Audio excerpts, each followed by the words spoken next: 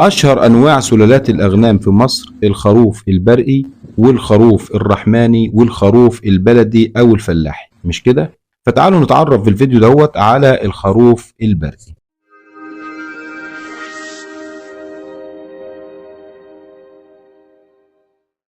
السلام عليكم ورحمة الله وبركاته. أعزائي متابعي قناة النجاح، قناة أخوكم محمد المصري، أسعد الله أوقاتكم بكل خير.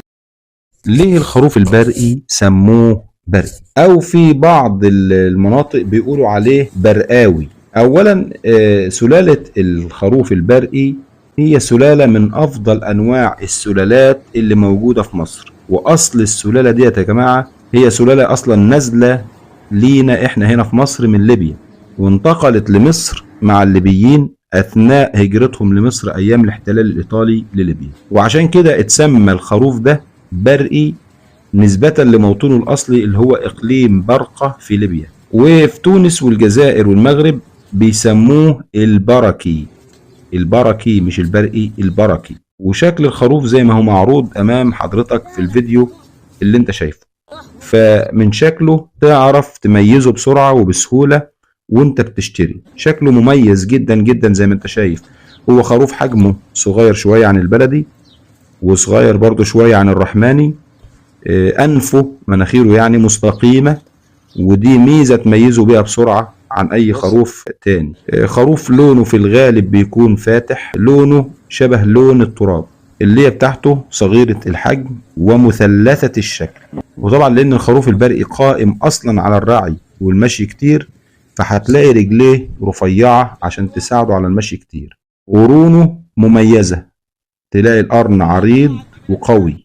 النوع ده من الخرفان يا جماعة بيحب المناطق العشبية اللي بيزرع فيها القمح والشعير والريحان وهكذا، لأن زي ما قلت لكم هو خروف رعي، والأشياء اللي هي بتتزرع في الرعي ديت أو الأعشاب اللي هو بيرعى عليها بتخلي طعم لحمه جميل جدا. ومن أهم مميزات الخروف البرقي إن نسبة الدهون في لحمه قليلة جدا، قد تصل نسبة الدهون فيه ل10% بس دهون، وبتكون الدهون دي متوزعة على كل جسم الخروف.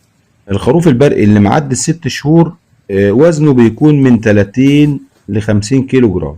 أما لو عمر الخروف من 12 شهر ل 18 شهر بيوصل وزن الخروف البرقي من 60 ل 85 كيلو، ده طبعا راجع لطريقة التسمين بتاعتك. أما الربعية اللي عمرها بيتراوح ما بين 18 شهر ل 24 شهر من سلالة الخروف البرقي بيوصل وزنها من 65 ل 78 كيلو جرام. طيب الخروف البرقي ينفع نذبح منه أضحية لعيد الأضحى؟ أنا بقول لحضرتك طبعا ينفع، ونص وثلاث أرباع كمان، بس بشرط إن يكون الخروف اللي أنت هتذبحه وصل للسن الشرعي للأضحية، وده بيعرف من خلال اكتمال 4 أسنان في الفك العلوي وزيهم في الفك السفلي في فم الخروف، وإن يكون متوفر فيه الشروط التانية للأضحية، إن مثلا يكون سليم من أي أمراض، تكون قرونه سليمة مش مكسورة، وودانه ما يكونش فيها قطع. لو توفرت فيه شروط الأضحية ما في مانع أبدا من إن يكون الخروف البرقي أضحية لذيذة جدا من الأضاحي اللي أنت تذبحها في عيد الأضحى. أنا بقول لك هات واذبح، وكل سنة وانتم طيبين. مش كده ولا ايه؟ يا رب نكون بنقدر نفيدكم بمعلومة في الفيديو القصير دوت. اذا عجبك الفيديو ما تنساش تعمل لايك وشير وسبسكرايب، والسلام عليكم ورحمة الله وبركاته.